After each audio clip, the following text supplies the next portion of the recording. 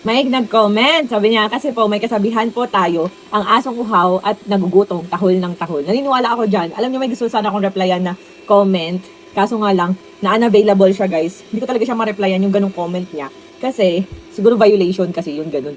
So, ayun. Pero pinost ko siya sa Blue Up kanina. Aga ko nga kasi nagising habang tulog pa yung asawa ko for the post ang person. So, ay nag-post ako. And about ngayon, dun sa daming account na yun. Alam niyo, ingay naman yung vacuum ng asawa ko. Alam niyo, ang tagal na nagko-comment sa akin. Like, grabe. Parang araw-araw. Same, parang nakakaloka kasi lahat ng post ko talaga kinokomentan niya. And ang kinokomentan niya is yung kumakain kami. Nung umatake na naman na sobrang-sobra yung nasa abroad kami, nagagala, food trip, ganun. Pag lechon ang post ko, pag happy family, kita mga anak ko na masaya, tapos kasama ko asawa ko, sweet kami. Doon siya natitrigger. Doon siya nagko-comment ng bonggang-bongga. And ngayon, ang lala, kasi parang minumura niya ako. Like, parang, maapektuhan ba dapat ako? Ayan, tapos, may kino-comment siya doon na parang, lagi niya sasabihin, yun yung nagko-comment ko, nakikita niyo yung not special child, kokay daw si Talingling, si Chingching, tapos parang, meron pa siya na, not Natalia, tinuhog daw ng asawa ko, mga ganun-ganun. Tapos, minsan naman, tinuhog daw ng tambay. Like, grabe, no, pati bata dinadamay, hindi ko maintindihan ba't may ganun tao. Pero ang isa lang ang sure ko, hindi siya masaya sa buhay.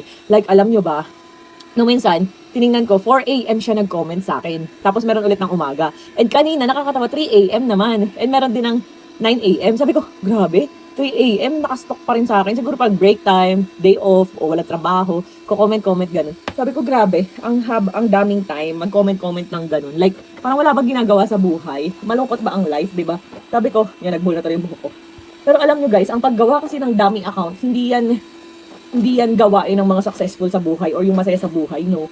Nakakaloka. Ako hindi ko binablock kasi para mas lalo ko ma-monitor na iisang tao. And may time pa nga na iba-ibang dami account, pero iisang tao lang yung nagko-comment, ganun. So, same post, kung saan na-trigger, ganun, doon lang magko-comment.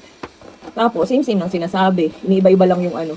So, ayun. Hindi gawain yan ng mga successful sa buhay. Like yung, kung may abogado ba, doktor, hindi gagawin yan. Kaya talagang, imbis na mainis ako, or what, lalo ko siyang pinapansin, lalo ko siyang parang gustong i-content, gano'n. Sa totoo lang, hindi ako naiinis pag may nagko-comment sa akin na basher. Naawa pa nga ako na natatawa. Like, grabe, 2025 na din na talaga sila naka-move on. Kasi isa sila nang sinasabi, ano ba pinaglalaban mo? Nakakaloka, di ba?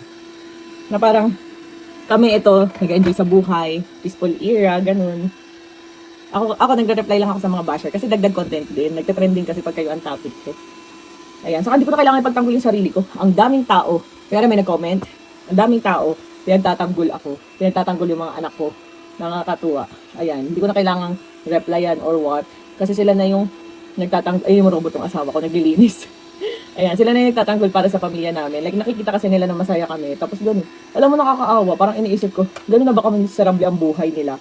Na to the point na, na